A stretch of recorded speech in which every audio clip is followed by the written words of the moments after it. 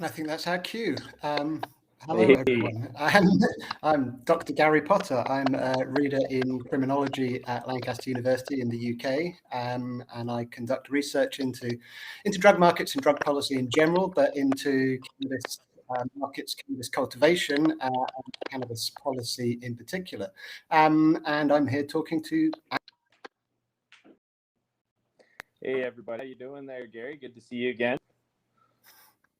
My name is Andrew Heckman. I am head of production management at Perth County Cannabis. I'm a longtime cannabis advocate. I'm a very seasoned grower, and as of recently, I have made the change into the legal market. And I'm just an avid grower, avid pothead, all those good things that come with marijuana. That's me. So how are we doing today, Gary? How's the weather over in the UK? I'm doing all right. The weather here is surprisingly warm. It's bright, it's sunny. It doesn't feel like being in the UK at all. It's nice. I'm enjoying it. Well, I think we got a little bit of a swap going on here. You got my weather, I got yours. I was just telling you, it's been raining here for almost 2 weeks now. Lots of gray weather, not too much sunshine, but hey, we take it as it comes. So. You're very welcome to our normal weather. Thank you for swapping if that's what happened. And of course you've made that point. You're in Canada, where you are now a legal cannabis grower, and I am stuck in the UK, where we still have more or less absolute prohibition, with some very, very tiny allowances for medical use for about a dozen people in the entire country. So I feel that pain, believe me. So. Yeah, my brother moved to Canada a couple of years ago. I'm thinking of following him over soon. So come on over. You know, you got a spot to come smoke when you make it here. So all right, I'll definitely take you up on that. So obviously we're here to talk about growing, and I think I should start by telling people a bit about the research that obviously I'm partly promoting here. So I'm part of the Global Cannabis Cultivation Research Consortium, the GCCRC, which is a collection of academics we represent 19, 20 countries around the world. I lose count, to be honest. People come and go, but we're all got interest in cannabis, in cannabis growing, in drug policy. Many of us are criminologists. That sometimes puts people off. They think surely the job of criminologists is to help catch criminals. So I'll say up front and central that as critical criminologists, our job is to have a critical overview of the criminal law and the criminal justice system, and that includes pointing out areas where we think the criminal law is wrong. And this is one of those examples. I very much think that we should legalize. So we're running this global survey, and that's what we're going to talk about. But I'll repeat this a few times, but I'm going to say it up front for those those audience members that are already here. The online survey that we are running is absolutely 100% anonymous. So if you are wanting to take part in a country where the law is still stupid, as opposed to a country where the law is a bit more sensible, we absolutely respect the privacy of our respondents. We can only do this kind of research if people trust us. We've been doing this for a long time. Everything is absolutely strictly anonymous. No IP addresses, no email addresses, no personal details. If anyone's got questions, then obviously we can do them. Andrew. Yes. You're in a country that has recently changed. So I don't know, I want to hear a bit more. You told me this very briefly when we were just warming up, but tell me more about your transition into the legal cannabis industry. Well, I mean, we're here for a while, so I might as well just start right way back at the start. It's a long story. It's one that I won't bore anybody with, but certainly there are some key points in it that to be very interesting about the evolution of my own career in cannabis. But yeah, so basically it started as just a hobby for me. The funny thing is my brother actually got kicked out of the house because he sprouted some cannabis seeds, and that's a little bit of a personal story. But I mean, hey, mom wasn't too fond of the fact that we had found some seeds and we popped them, and yeah, he took the brunt of that. But it was a few years later I actually applied for an MMAR license here in Canada. That was the first regulatory process. That was long before our actual legalization. I began to grow semi-professionally, I guess you would say, for a client that needed some medical assistance procuring some medicinal grade marijuana. So that's how I started into it. That was back in 2011. I think I was only 21 at the time. And yeah, I just started. That was where I started. And the passion right away had been lit. And from there, I proceeded to, remain. The MMAR program was kind of it was a strangely run program for lack of a better term. And then I ended up opting out of it. And I, like a lot of other people, I ended up back in the black market. And again, I became a criminal. So, I mean, that right there, I love that we're talking about this, Gary, because I've lived on both sides of the fence where it was illegal and where it was legal. But my view on marijuana has never really changed. And yeah, so that's how it began. In 2018, Canada legalized marijuana. I was a full-time carpenter at the time. I owned my own business.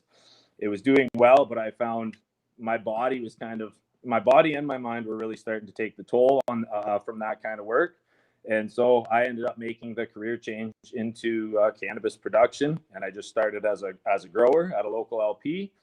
And just started working my way up the ladder there. I've put in a lot of time in terms of growing and growing skill. And so from there, I worked my way up the corporate ladder. But I found larger LPs weren't really my cup of tea. And so I opted out for what we call a micro cultivation setup here in Canada. It's just a lot smaller of a setup than the big LPs. And yeah, that's how we began. Yeah, I mean, I think you've touched on sort of a few of the key points. I think I've lost your mic there, Gary. Lost my mic. Hang on. I hope you can still hear me. Can you hear me now? Oh, apparently you can hear me. Hello? All right, I'm going to try that one again. Can you hear me? Oh, dear. Technical difficulties. Okay. Can you hear me? I'm getting messages that said they could hear me and messages that said they couldn't hear me. I've taken the mic off again. Sorry, guys. I'll be right back. All right. Well, it looks like we've lost Andrew temporarily, but I was going to sort of follow up on that. And yeah, I mean, a couple of those points were already the reason that I got interested in this as an academic. Andrew, you're back. Can you hear me?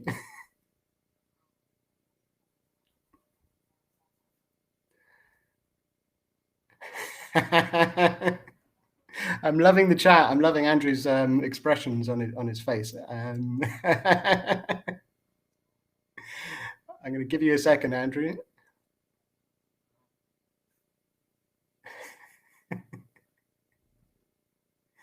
I love that everyone in the chat can hear both of us, but Andrew's a little bit lost there. Or he's smiling. No, I can't hear Andrew.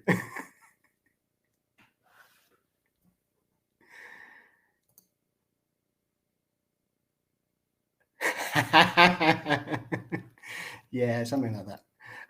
All right, well, I'll carry on talking and entertaining the crowd just for a little bit. Andrew's obviously dropped out again. But yeah, I mean, that starting point, like your brother being in trouble with the parents. I mean, just the symbolism or the stigma that goes with the idea that cannabis is illegal or was illegal, and therefore anybody involved in cannabis is somehow bad, to me was the starting point. We've got a drug policy around cannabis that causes more harm than it actually addresses. The harms related to cannabis are, relatively minimal. We can discuss that, but the harms related to labeling hamsters.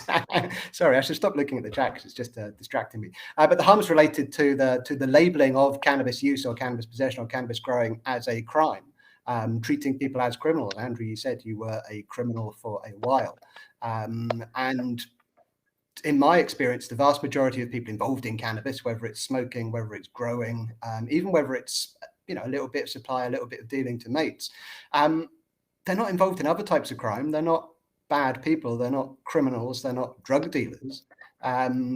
So what message are we sending out to labeling such a large chunk of society as criminals? What message are we sending out?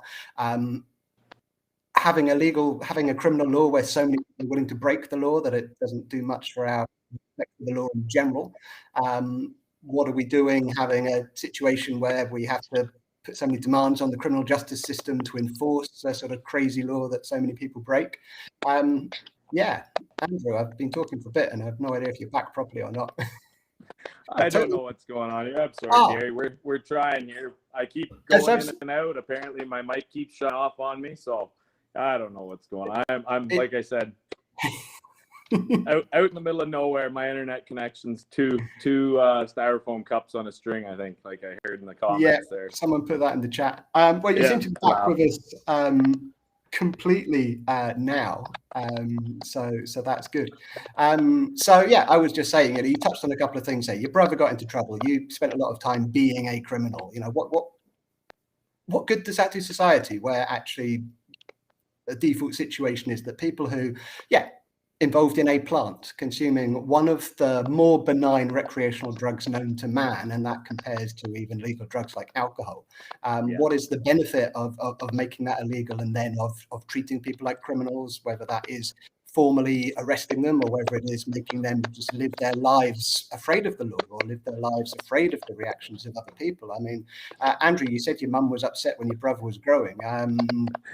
Was that because he was breaking the law or because it was involved in a drug? Or well, and that's the funny part of it, right? It's I truly feel that my mother was upset that he was breaking the law, but you and I touched on this briefly another time. It might have been a law, but was it right or was it a wrong law? That's kind of always been in my mindset. Like, yeah, you're telling me not to do this. The government's saying, oh, don't grow this. But at the same time, I'm watching this beautiful plant grow. It grows naturally, basically on all 6 continents around the earth, and it's a plant that nobody has ever really documented any sort of real harm from. I've never heard of anybody ODing on marijuana, as we always say. So I think it was more so the fact that the law was being broken, back in the day. But then as soon as I went and I got my little MMAR license and my little slip of paper, that became okay. And so I was always one of those people that, being that marijuana prohibition existed for 75 plus years in my country, I was just, I guess, one of those activists that kind of questioned the thought, like, is this, sure, it's illegal, but is it wrong? And so that did kind of push me towards, growing it. I mean, other than the fact that I wanted to, just consume my own product and learn how to grow a beautiful plant the way I would grow tomatoes or zucchinis or anything else like that. But also I saw an opportunity. I saw a business opportunity in it, and I'm not just talking black market, but I figured, if our government could come to a sensible policy, I thought, why couldn't I make this my career? And that was one of the things that really started to drive me towards practicing more and more and more, even though I wasn't really sure if it was going to become law that it would be allowed to be produced in Canada and consumed in Canada. But I always figured, talking in public and talking with friends and talking with family, it seemed like everybody has a use for marijuana, or they know somebody who has a use for marijuana. And that to me was a big driver in thinking, I could supply those people. I know how to grow that marijuana. And yeah, that's it. It just kept pushing me forward. And then, when the time came and everything was legalized, I talked with my family. I said, look, carpentry's great, but there's this new market. It's going to be taxed. We're going to make some money off it, I hope. So let's make a switch and find out what happens. And my family, once it was legal, they were. We've lost Andrew again. Hopefully he'll be back shortly. All right, well, I'm going to take this opportunity to talk a little bit more about our survey then, because we've got a few people paying attention to this. There's a few messages going on in the chat. Andrew's probably joining again any moment now. But yeah, I'll talk a little bit from our side of stuff. So the GCCRC, this network of academics, of mostly criminologists and policy experts around the world who are very aware that even when cannabis is illegal, tens of thousands, hundreds of thousands, millions of people around the world grow cannabis, not just use cannabis, but millions of people grow cannabis. And most of those people are not, as I say, involved in other types of crime, or are not specifically growing cannabis because they can make money on the black market. A lot of them are growing cannabis because actually they want to avoid the black market. People grow cannabis because they don't want to be dependent on what we might loosely call real criminals. As a criminologist, I find it fascinating. Like in the UK, growing cannabis is a more serious offence than possession of cannabis. People are willing to commit a more serious crime to actually stop having to support the black market, to stop giving money to what they see as real criminals. You've got this really crazy situation in the law where we actually push people into more and more serious types of crime because the policy doesn't fit with the cultural norms. The cultural norms are that cannabis is normalized and more widely accepted. So what we're interested in is how people who grow in different countries and in different policy regimes, places where it's legal, places where it's illegal, what are the similarities? What are the differences? Do people employ different technology where it's legal or where it's illegal? Do people prefer to grow indoors or outdoors? Just what are the variations? We're going through a period where policy change, cannabis policy change, is unprecedented. More and more countries legalizing. At the moment, it's only Canada and Uruguay that are fully sensible and have a fully legalized recreational market as well as a medical market. But more and more states in America are legalizing. More and more countries in Europe and Africa and South America are at least decriminalizing. It's just a fascinating time to watch this 50. I mean, Andrew, you said cannabis had been illegal in Canada for what, 75 years? Oh yeah, at least the prohibition and reefer madness and all that stuff in North America, that has been going on. That was going on since the 20s, without a doubt. And actually, it's funny because hemp was one of the plants that was really promoted up until the Second World War. It has great industrial uses, and Canada and the States were both really for it. But for whatever reason, drug policy makers all of a sudden deemed it a very, very bad thing, and the reefer madness ensued, and the criminalization of anybody that wanted to enjoy this beautiful plant. So yeah, it's been a long time coming, and then it was. 2018 was a phenomenal year for Canada. We kind of felt like we finally were doing something right. So we're still having some growing pains, though, in terms of figuring out black market versus the legal market, and who goes where for what, and how to, I would love to say that we're making progress getting people into the actual real marijuana market for Canada, but I know that the black market is still prevalent, and that in itself is a funny concept because one would think that after legalization, a country would immediately, find a way to have everyone jump on board with those sales. But truthfully, a lot of black market growers and sellers, they know what they're doing. They had those 75 years and lots of friends to help them, and they learned some serious techniques. And the legal market's kind of catching up, but we can tell it's definitely a little bit behind here in Canada, so we're still working on that. But hey. But luckily, when the legal supplies ran out, you still had enough people growing to keep the users supplied. Yes. Well, yes. We've all been watching very, very closely, and we hope that Canada gets it right and makes the argument for the rest of us. Yes. So yes, sorry. I was going to say you grew yourself, and you grew under the medical license, and then has legalization. I mean, what am I trying to ask here? has legalization changed the way you grow? I mean, yes, yeah, absolutely. I mean, if you were to look up my account on Instagram, that's always a perfect example. I at Andrew.Heckman, that's me. Check it out. But there used to be a really big fear and stigma around growing, and one of the, it was a lot like Fight Club.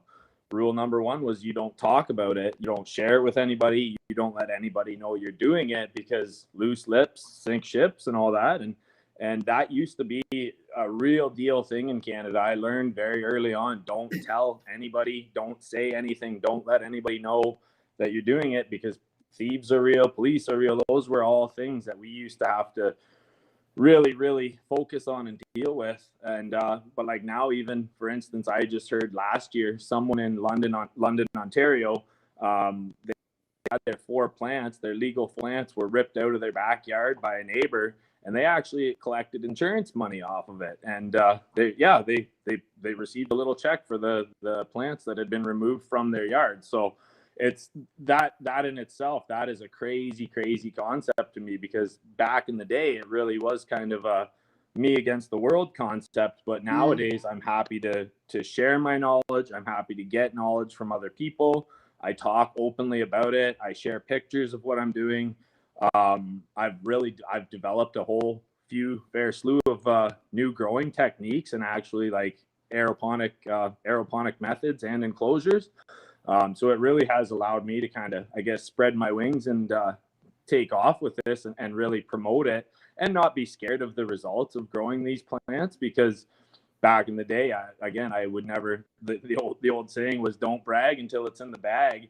And that was true. We couldn't talk about it until it was done and off, and then you could share your product, but you couldn't share any of the steps along the way. And that was fairly frustrating for me, but it was a good time to learn. It was a good time to buckle down and learn the techniques, and really put my perfection on them, so that when I did get to this market, the white market, I'm a plethora of knowledge, and away we go. So we're just growing really good weed here in Canada now, consistently, and it's great.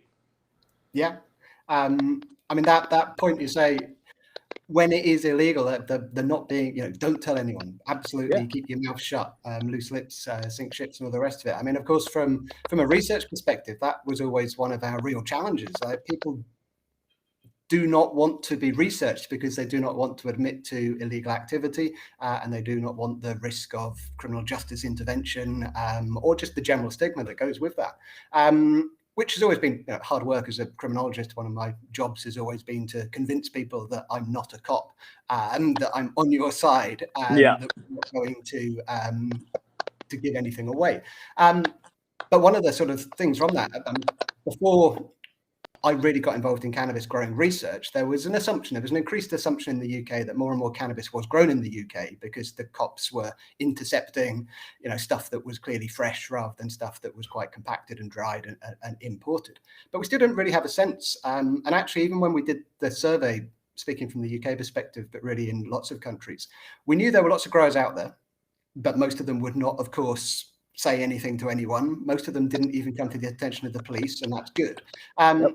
And actually, to be constantly, to find, even as an expert who thought there's a lot of cannabis growing, a lot more than we know, to then find that my estimates were probably massive underestimates. And actually, I mean, before I did survey work, I was an ethnographer, and I was sort of interviewing people about growing cannabis and hanging out with cannabis growers. I had dreadlocks at the time, so but I found it fascinating how many conversations I would have all around the UK, all around Ireland, where people would say, "What do you do?" I'm a PhD student and I research cannabis growing, and everyone had a cannabis growing story. Whether it was the young, the sort of teenagers who say, "Oh yeah, I've grown, I've grown on the scrubland, or I've grown in my bedroom," or even the sort of octogenarians saying, "Oh yeah, I remember when my mate used to do that when we were young." And it wasn't just students or hippies or whatever. It's the professionals, it's the lawyers, it's the judges. I've met judges, the doctors, the respect, and you realize quite how ubiquitous it is, even when it's illegal. But with all these people very, very unwilling to talk for obvious reasons. I mean, I think obviously lost my train of thought. That's going to happen a lot in this conversation. I mean, I think the internet, and then secondary from that, sort of legalization in other countries has meant that actually, even in places where people aren't willing to talk about it themselves, they can increasingly listen to the people in Canada who are willing to talk about it, or listen to the people on the internet who trust the internet to keep them anonymous. So you talked about all those special techniques that you've managed to learn and that you've brought out into the legal market, all those well-honed skills. And they're transferring even to the illegal markets. We've got this wonderful situation where actually, even where we have to keep it quiet, people are learning how to grow better. And that's not just better quantity, that's not just bigger crops, it's better quality as well. It's, let's get that THC CBD balance right. Let's get the healthier methods of cultivation. Absolutely. Yeah, and sort of part of our research at the moment, we've done this survey before, but part of our research is not just to see what's changed in countries that have legalized, but what influence has that had on countries that haven't legalized? Well, I honestly, I think, it is one of those things where I find, you may find people get the odd bit jealous because it's simply a matter of where you live, and like we all, especially, marijuana growers and smokers, we all have this kind of view where it's like, yeah, the law says this is illegal and this is bad, but I kind of know better because I've been consuming it for a while and it does really good things for me and my girlfriend and, everybody else. But it's there's people all over the world that know the value of it, but they simply, the laws in their country are behind, what they know or what the general populace kind of knows. And I don't mean to say jealousy or anything, but it's just like, damn, I really wish that my country was smart enough to legalize this, tax the hell out of it, and let me do it legally in my basement, or let me do it professionally in my warehouse or whatever. Because, like you said, everybody's got some sort of connection to marijuana, whether they know it or not. It's a worldwide thing. And even talking about your estimates for growing, I'm just thinking randomly of a documentary I watched back in, I think, 2012, but still the thing was they assumed one in every 100 houses in British Columbia was a grow house. And then they came to do more research on it, and they found that number was actually very, very, very low in terms of estimates. So that's just one province in Canada, one in every 100 houses. That's a lot of houses. That's a lot of weed. So yeah. It's a lot of weed. I'm just going to take the question that's just flashed up on the bottom.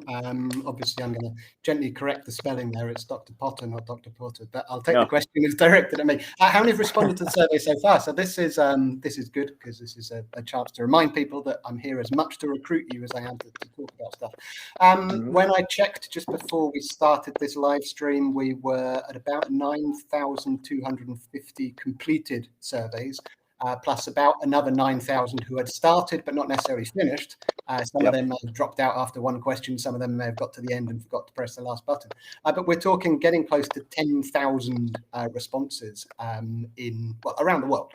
The vast majority of them are in the key countries that are participating. If you go to our website, you'll see a list of specific surveys for specific countries. But we've also got a rest of the world survey, so whatever country you're in, you can participate.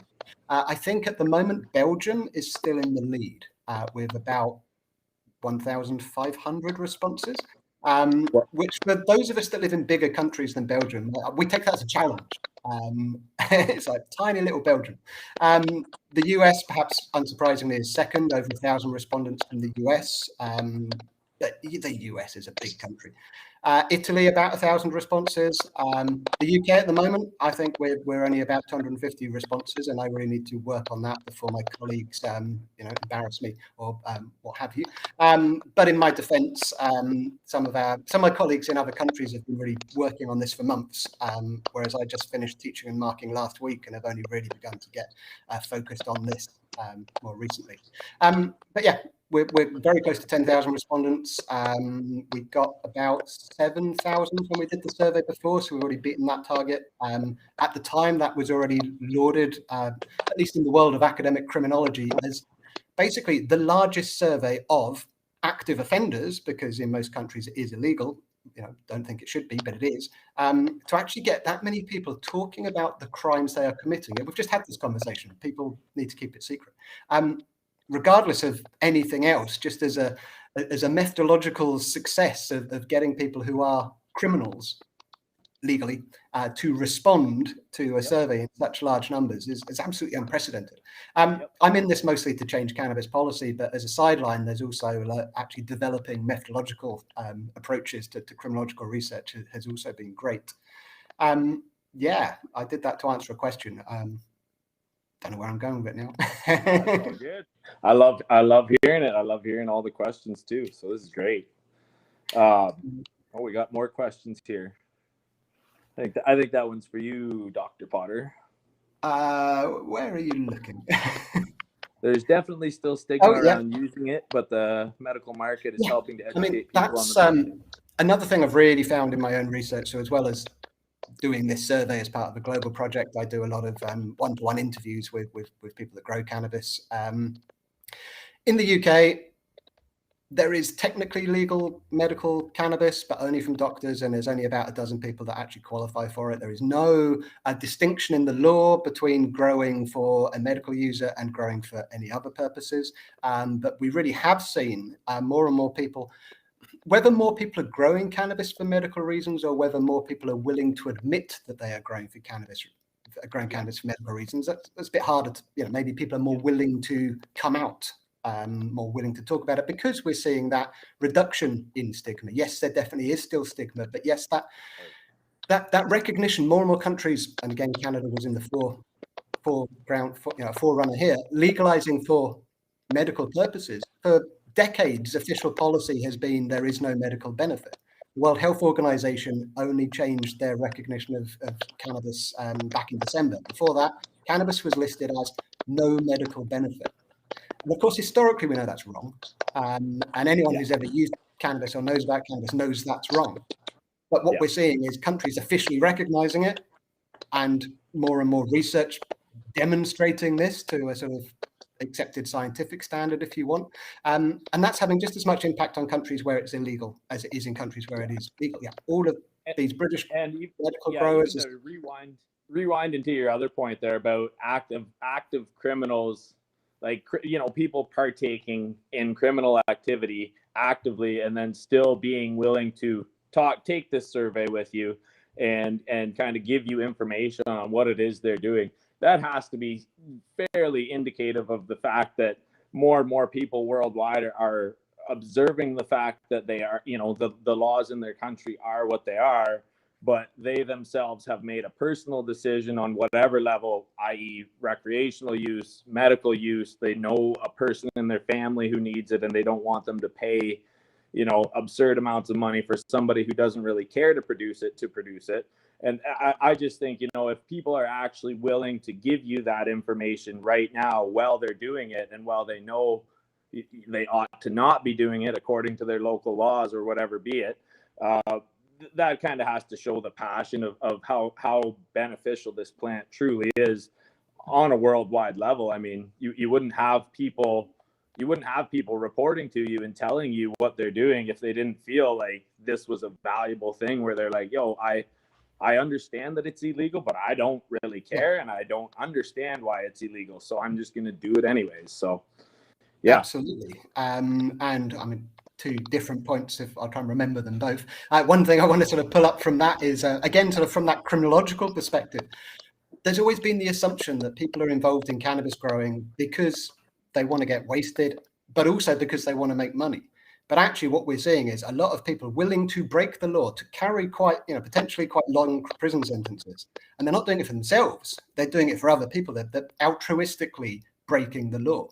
And that's because they know people who are suffering. They cannot get legal medical cannabis. To answer that question that came up in the chat, no, you can't get flower, you can't get buds. You can get approved cannabis-based medical products, but exactly what that means is still undefined, and there's only about a dozen people in the UK that get any type of medical cannabis whatsoever.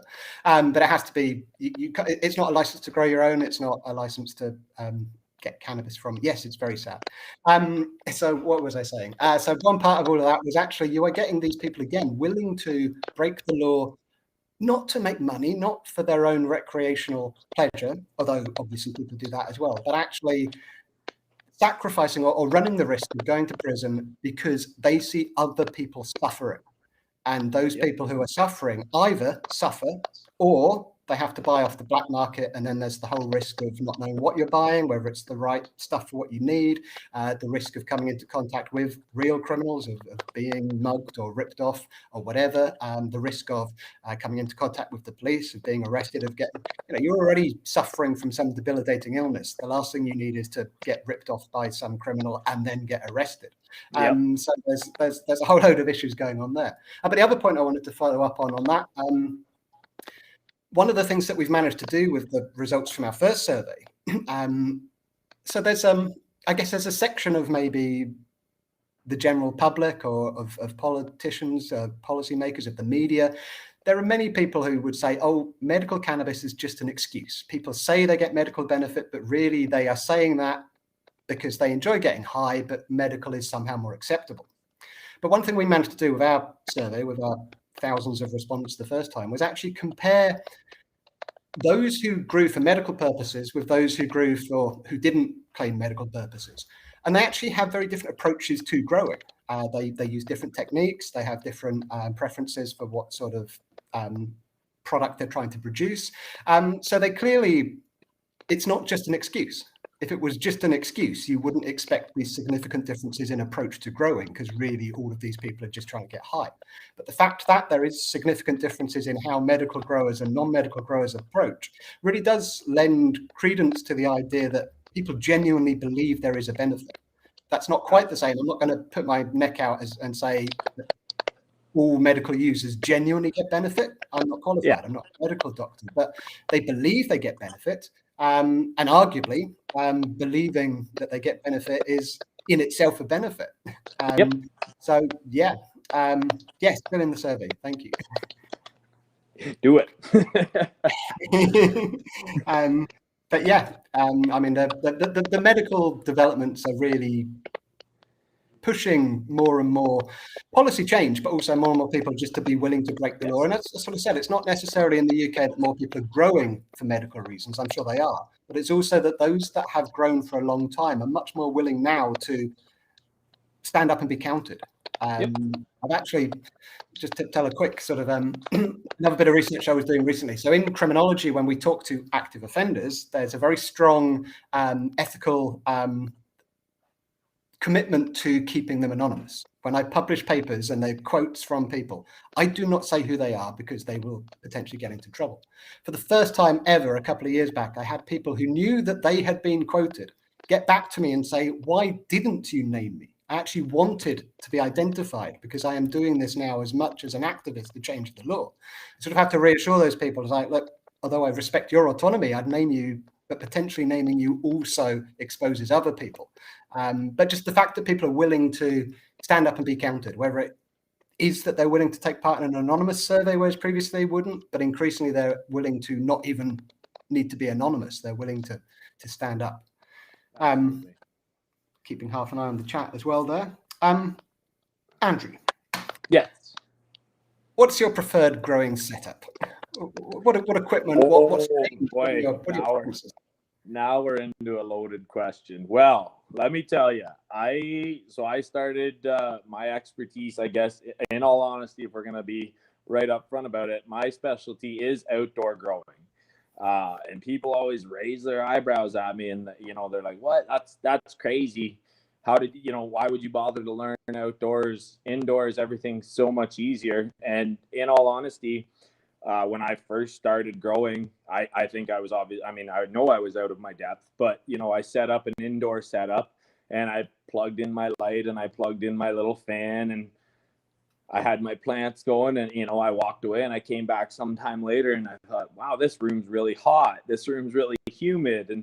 And these were the types of things, I guess maybe my mom being an avid gardener her whole life, I'd never heard my mom complain about heat or humidity. And I just thought, well, turns out outdoors, everything's kind of looked after for me. I don't really, I need to learn the cycle of the sun. I need to learn the cycle of the seasons, but ultimately a lot of those things where you control everything indoors, it's great to learn, but as you're starting to learn the actual physiology of the plant, it's great to see it do its own thing in its own setting, and you just sit back and kind of watch and learn and tweak with what you can and leave it alone for the most part, give it a lot of love.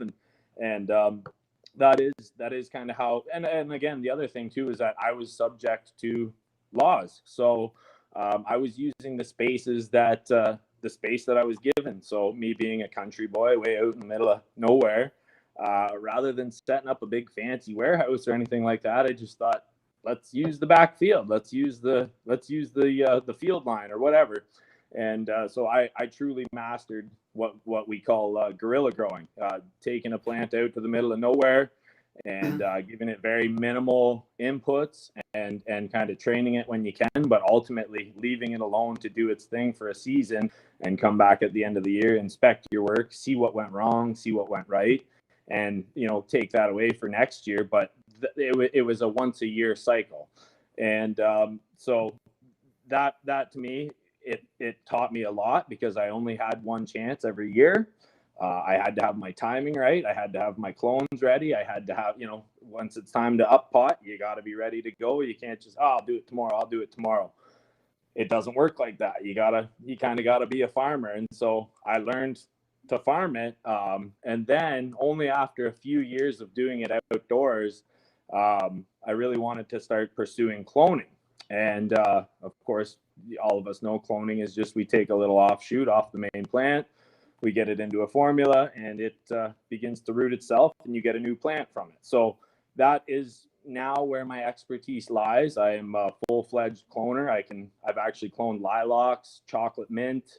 I'm growing an avocado. I'm not sure if I'm actually going to be able to clone it or not, but I'll try here in a little while. We'll see if I can get an avocado from an avocado. But these are all the types of things where it's just the interest of the plant itself and the way that plants work in nature and in our nature that we create that keeps pushing me forwards. But I did prefer outdoors.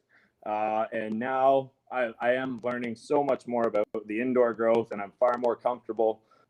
It was actually probably about 8 years ago. I don't know, for our guests that are watching, I use Aeroponic cloners, but the problem with that was that when I wanted an Aeroponic cloner for my first setup, they weren't in Canada. I couldn't get one. I couldn't get one shipped to Canada. Again, laws are a fickle thing. And so as it turned out, I just basically researched how one was built, and I built one for myself. And that began my journey down the aeroponic road. But that was almost a decade ago now, and it was just a matter of necessity for everything. We just learned through what we go through, and the outdoor led to the indoor. And now with my indoor setup, things are a lot more comfortable. I walk away from it, the air conditioner's on, the humidity's in check, the lights are running good, everything's supposed to be what it's supposed to be. And we're very far and few between our disasters. So that's kind of how it goes. But I think, you started sort of back there, you said you prefer outdoor growing, and lots of people's reaction is, why outdoor? But actually, I found, I think, or at least I would say cannabis growers, but I can only really talk about the cannabis growers that have been willing to take part in research. Maybe there's a whole load of extra shy people out there who think differently. But actually, most people express a preference for growing outdoors. And in the UK, and you touched on both of these things. On the one hand, it's illegal. Obviously, an outdoor plant in your own property is particularly high risk. There's a certain amount of guerrilla growing that goes on in the UK. I had a friend. I still have a friend. I hope he's still my friend. And he would, around Edinburgh, beginning of every year, Edinburgh, so quite far north, but he'd go out and plant up in a few places, and he'd go out a couple of times in the first couple of weeks just to keep down the weeds and to sort of try and keep the rabbits off until they got started.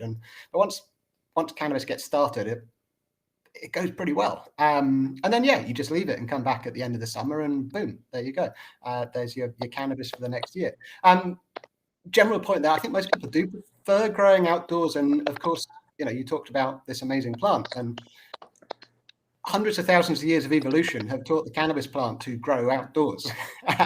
But also, as you say, I mean, it adapts very quickly. The cannabis grows wild now on you said, well, all the continents except Antarctica. I'm not going to give a number. People count them differently, but everywhere. And it will just go, and that's what it does. And I think if you're wanting, I suppose, a completely natural experience, you can't get more natural than that, like just growing outdoors. Of course, people don't grow outdoors in places where it's illegal because of the risk of detection. There's also the space, of course. Not everyone has outdoor space. So I think indoor growing is popular, and it's popular it's not necessarily everyone's favorite, but it's popular for three reasons. One is, if you need to keep hidden, it's easier to hide indoors than out, although there are risks with sort of heat signatures and the smell, of course, and what have you. People grow indoors because they don't have outdoor space. But of course, increasingly, and this touches on some of the comments that were in the chat, is what we have learned from growing indoors is, yes, you can tweak the environment. Yes, you can much more readily get the exact end product that you want.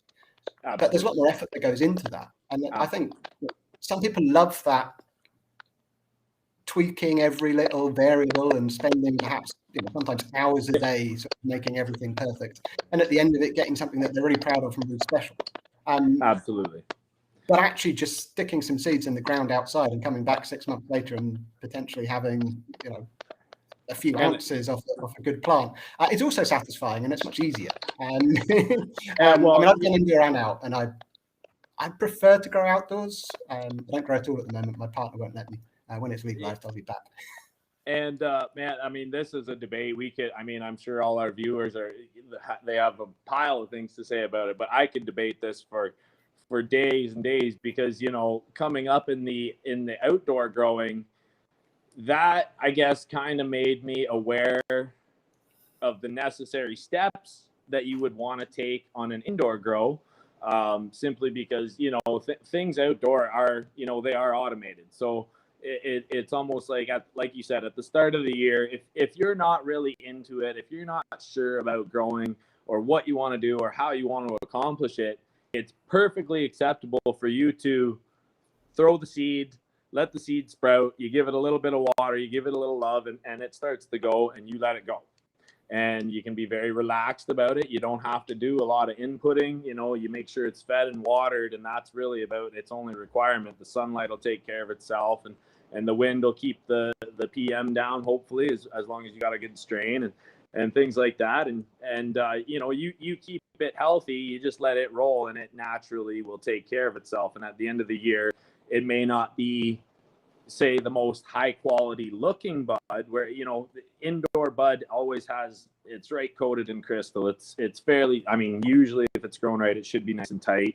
It'll smell great. But, that's not to say that outdoor marijuana won't give you the desired effect. It's just, it maybe doesn't look quite the same. It's been exposed to weather. It's done its natural life. It felt the rain, it felt the air, it got maybe a little bit too much sunlight one day, and that's life, right? And I always equate it to, tomatoes out in the garden, or zucchinis, cucumbers, whatever. You can, I've got peppers in my garden right now. I've been tweaking with them and playing and making sure and they're seriously the size of my head. And I've never seen peppers that big, but I did kind of take some of what I know about marijuana and I applied it to my vegetable garden this year. And I gotta say, I'm pretty happy with the results. But that again is just one thing. Me just being an avid gardener and grower, I know what to do. I've watched the effects of sunlight and I've watched the effects of Mother Nature on the plant, and I can apply that inside in a grow room and readily be able to assess what's going on. Or I can just take it outside and relax and let it do its thing, and I'll be quite content either way. Good weed is good weed, and you can taste it when you're smoking it. So, Absolutely. But at the same time, you said you're also getting really into aeroponic and aeroponic cloning, and to me that really illustrates the extremes, if you like. You can make cannabis growing as complicated and high tech as you are willing to commit to. Absolutely. And so long as you can do that right and don't mind the fact that you are going to make a few mistakes and lose a few crops on the way, but as long as you've got the willingness to put in the effort, you can follow the instructions. you can make it really complicated and get this really special end product that you're really proud of, or you can keep it as simple as you want. And you know, that, Yep. again, that's part of one of the things we're interested in the survey. You know, what is the range of preferences in terms of different setups, indoor versus outdoor, but what sort of equipment, what sort of lighting do people use, fertilizers, pesticides, etc. And if so, what are their preferences for those things?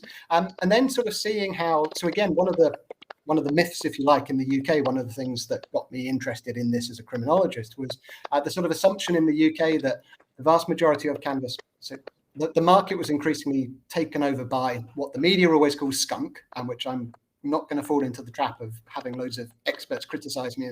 And skunk, I know it was a specific strain. There's a few different strains that carry the name skunk, but increasingly in the UK, the media just generalizes, and skunk is everything that is grown indoors under lights, premium quality, media, etc. Where was I going with this? There was an assumption that people who grew would be deliberately growing the strongest stuff they can, and that actually the preference for all this indoor equipment and specialist strains was simply to get the strongest product so that you can get as high as you want, but also to make money, to sell that.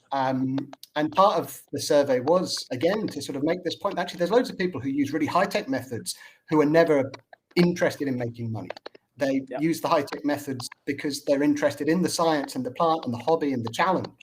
So we used to have in the UK, we still do, our sentencing guidelines, what judges are supposed to consult if you are found guilty, do say if it's a high-tech setup, then that would carry a greater sentence because it is assumed that that is to make money.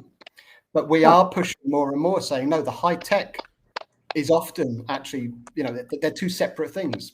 Some people make a lot of money, low-tech methods, lots of people use high-tech methods. They're not in it for the money. So let's uncap for whatever it's worth, I've worked at facilities that ran both low-tech and high-tech.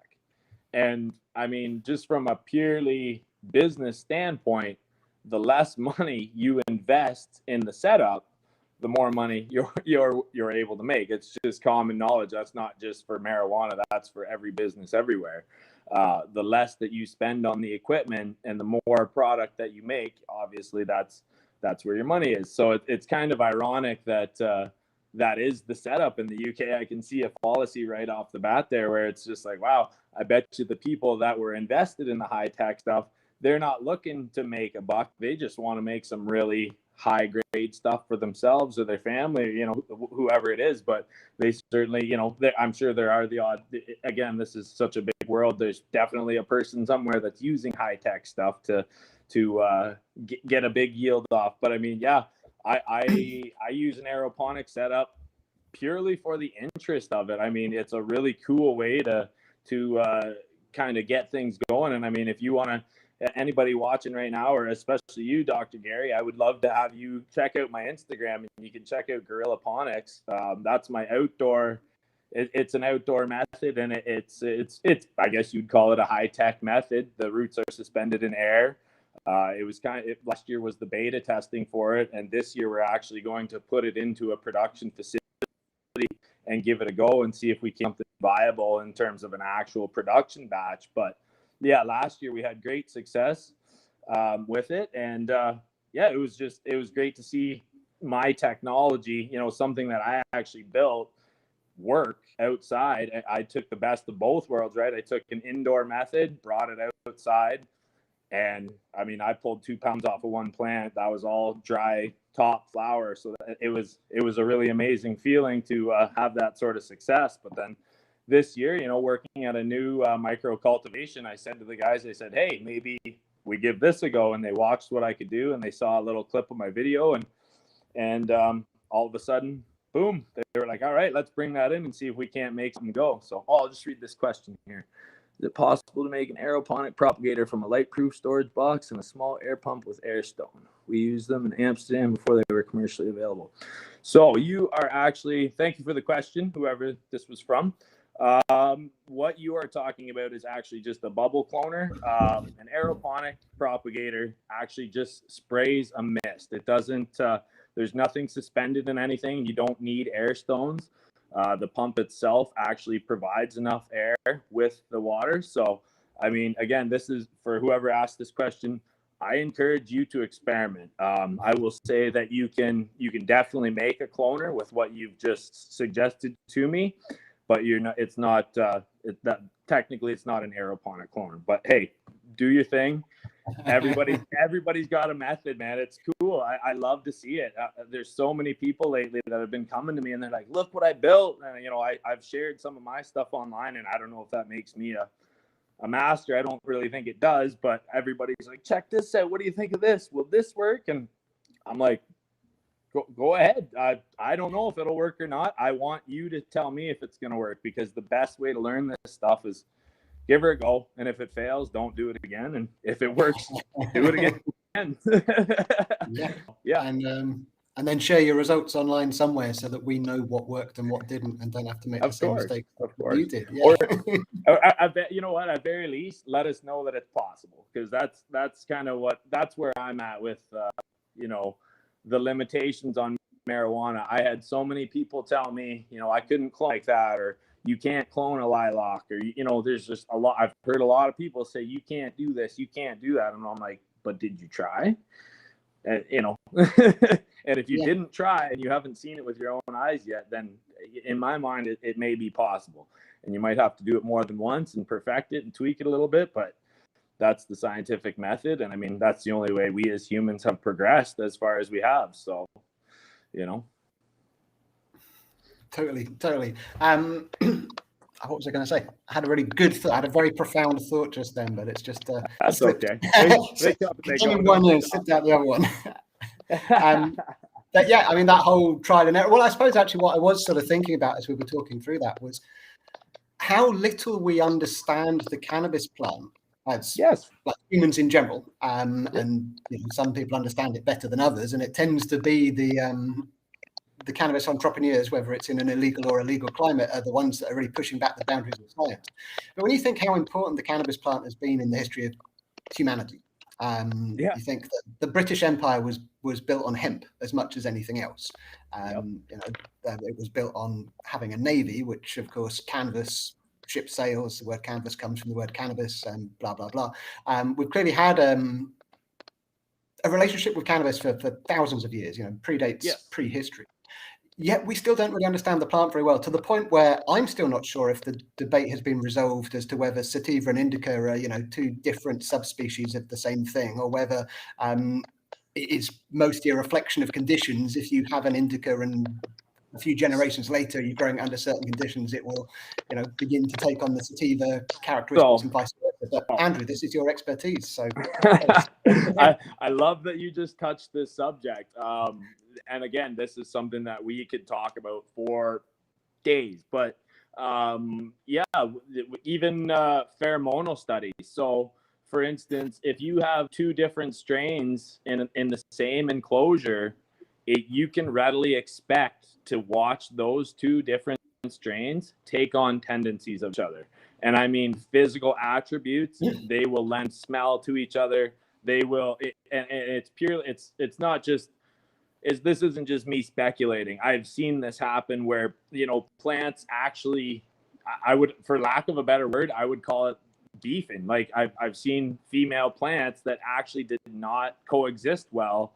And because they were in the same enclosure, drinking from the same reservoir, and they were just exposed to each other, they didn't bode well. There was the exact same genetics of both plants elsewhere in the room that were completely fine. They didn't have any smell lending to each other. There wasn't any leaf change. Like you can see it in the fan leaves. They will start to morph, and it's rather interesting to watch it happen firsthand.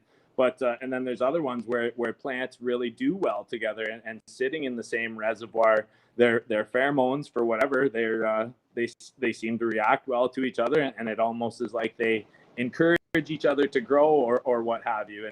And then even talking about indica and sativa, everybody always says, oh, I prefer a good indica, or sativa is the only thing I can smoke, or But some of the studies that have been coming out of Canada, and even out of some of the facilities that I've worked at, it actually has more to do with the time that the bud was harvested. Whereas you can get the same psychedelic effect from a sativa or an indica, but it's more as the sativa was harvested a bit earlier, or the indica was led to full fruition, and they created the same result, but they were two totally different plants. And that in itself is something that, I mean, worldwide, if it was legal worldwide, we'd have so much more info as to what happens within the trichomes and you know, stages of development, and when does CBD really become the prevalent chemical within the bud. And these are all things that I'm trying to pursue in the Canadian market here, and I want to learn more about it and be able to spread that knowledge to the rest of the world, because yeah, we all need it, right? It's medicine, it's recreational, it's all good stuff. And yeah, I'm very passionate about it. So some of what you've just been saying is sparking some controversy in the chat. You're saying sativa and indica have differences. You're speaking bullshit. Whatever. I think, again, I encourage everyone to, you know, this is just me. I've been subjected to a lot of research in Canada. You know, we've seen these things firsthand. We've sent samples off to labs. And then, you know, even just sitting there, literally smoking the flower of one or the other, and you actually examine it in your own self, it's up to you. You know, I can't tell anybody what they want or need or anything like that, but I can say, you know, this plant isn't as cut and dried as we think it is, and in fact, it's maybe very, very far from it, because it's been illegal for so long. It's been such a stigma about using it for so long, and I know like generations before me, they don't even want to talk about it. Like, it's not even up for debate. My dad doesn't really feel comfortable talking about cannabis because it was such a bad thing when he was younger. And you know, it is what it is to everybody, but I'm just trying to learn knowledge and actually see it from a research standpoint, and you know, growing it in a controlled environment and growing two plants side by side in the exact same environment, and actually recording the results, recording the inputs, everything, you know, having all the information in front of you, you can kind of start to get a bigger picture on how little we know and how quickly we can start to know these things if we actually bother to research them properly. So yeah, I mean, I think that's, to me, the sort of the key point is it is such a complicated plant, and we have not been able to understand it because of the stigma in the legal regime, stymieing the opportunities for research. Clearly, there are differences between indicas and sativas, and clearly, I'm going to throw ruderalis into the mix as well, just to there you go. But we don't yet fully understand how the different subspecies map onto the different cannabinoids and map onto the different other active ingredients and stage of development versus genetics, and conditions versus genetics, and it's just so complicated and so fascinating. I mean, I'm really pleased that we no longer just talk about THC, and more the media and policymakers, and even this chat. You know, CBD is now part of the conversation. But as somebody pointed out in the chat earlier, there are hundreds of cannabinoids. The fact that we have moved on from focusing on one to focusing on two and discussing a few others is an improvement. Yes. But we've got a long way to go before we recognize that full complexity. And another good point on that, with where we're talking about, you know, THC, CBD, then those are the two big prevalent numbers on the side of the tin when you buy a legal marijuana product in Canada. That information is disclosed, but right now we're seeing things, a terpene content that is the new big one in Canada, and I'm trusting that the rest of the world's going to be on board with that very soon. Terpene testing is absolutely huge in Canada right now, because people want to know not only what percentage of high or medicine or whatever they feel they're getting, they also want to know, what does this taste like, you know, because again, this is one of those studies here in Canada where we're finding out more and more that the psychoactive effect of cannabis is actually derived from a trifecta of things. You know, you got your CB content, your THC, 1, 2, delta, everything. You've got all kinds of different chemicals, but then the fact that they were grown in an organic compound together, plus the fact that you terpenes mixed in with that, so you get a certain smell from a certain bud, and not everybody's nose hits that bud the same way. So what works for me may not have any effect on you, you know, whereas I prefer, say, a chocolate or a lemony scent, but that actually has more to do with the smell receptors in your brain and the entourage effect of actually, I smell this and it offers me a calming effect, or I smell this and it takes me back to my childhood, to my grandma's kitchen where she used to make apple pie, or what have you. There's always something that somebody has a connection with, and marijuana, because it's so different, and there's terpenes from literally all four sides of the terpene chart, like all four of the flavor containers there's you get mango, you can get pine, you can get burnt wood smoke, you can get chocolate, you can get hot pepper. Those are all terpenes that we see in flower nowadays.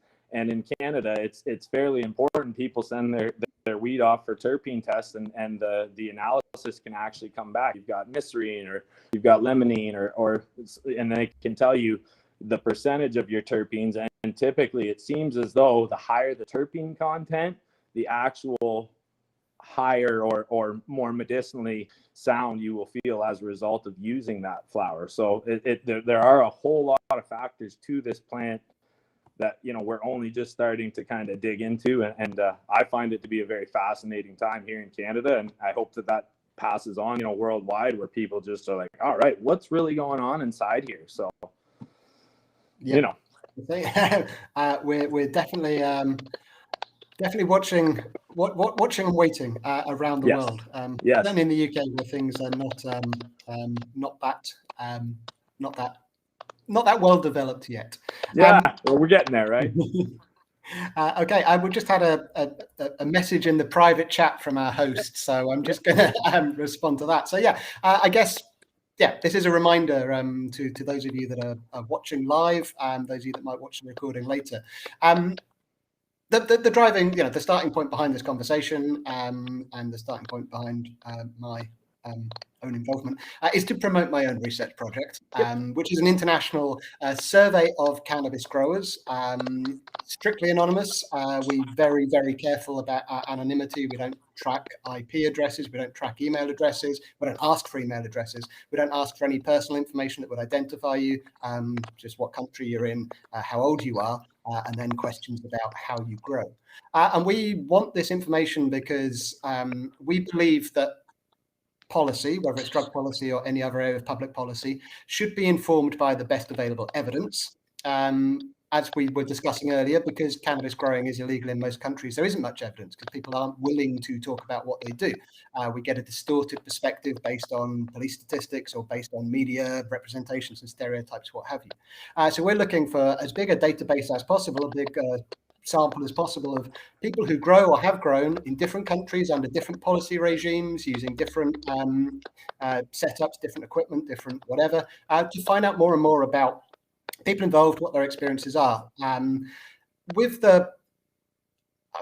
have to be honest, as an academic, once we publish our findings, what politicians or other people do with that is ultimately up to them. But what we expect, what we have seen from previous research is research that says actually responding to cannabis as a criminal offense, criminalizing cannabis is counterproductive. It does more harm than good. That most of the people out there growing cannabis are not criminal. Most of the harms, if there are harms associated with cannabis, and it would be silly to say it's completely benign, but what harms there are made worse by prohibition.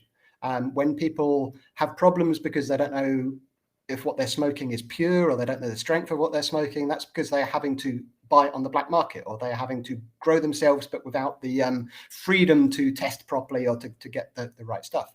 Once you legalize cannabis, you can actually have a product that can be regulated. People know what they are getting involved in. Once you legalize, you break the link with organized crime. So all of those related crimes in the UK, we have problems with people trafficking, with modern day slavery. They're not because of cannabis. They are because of cannabis prohibition. So yeah, we are calling on people all around the world to participate in our anonymous survey, so that we can all learn and so the world can become a better place. And at the same time, we're hoping that the world is also learning from watching Canada and Uruguay and that handful of American states that have been brave enough and sensible enough to adopt a new policy approach. Again, our survey hopefully will pick up where these policy changes have made a difference. We can compare before and after in different countries. We can compare countries where it's legal countries where it isn't. Within the states, within the US, there's going to be respondents from states which have stupid policy and states that have the different forms of legal market. So yeah, that was that final plug. I've lost the private chat bit, so I don't know if I've now discharged my my duties there. Oh, Andrew, I can't hear you. Your mic isn't working. All right, we've got the private chat has come back up to say that we're about to wrap up. So, I mean, I would encourage, there's loads of people who put loads of comments in the chat, loads of questions in the chat. We've not been able to address all of them, of course. My contact details are linked to the survey. I'm very happy for people to redirect questions. Andrew mentioned his website, blog, I forget what he called it, but earlier, I'm sure he's also willing to field sort of questions from people afterwards. But yeah, if you grow or have grown cannabis, fill out our survey and tell all your friends and even the people you don't like. Just tell people who you know who grow cannabis, whatever country in the world, please get involved. Please help us understand what's going on so that we can hopefully push for more sensible policy around the world. All right, Andrew, I think we still lost you. So yeah, it's got to be the, I don't think I did that very well. All right, well, I guess it's goodbye, everybody. Andrew, I've loved talking to you. I'm sure we'll talk again at some point. Dylan and Seedsman, thanks for hosting and promoting this. All of you wonderful participants, thank you.